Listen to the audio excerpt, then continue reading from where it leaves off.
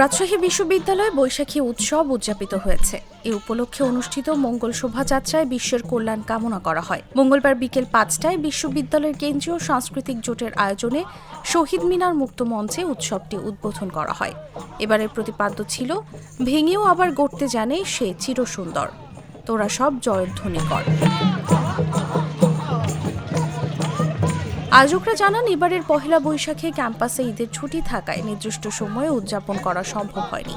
Campus খোলা হওয়ায় নানা আয়োজনের মাধ্যমে মঙ্গলবার বৈশাখী উৎসব উদযাপন করেন সংগঠনের সদস্যরা।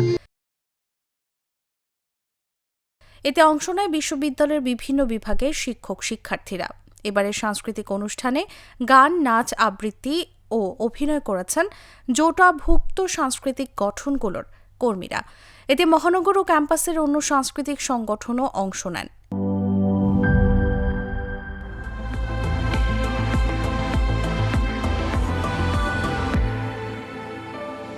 Harlan, be a show stealer.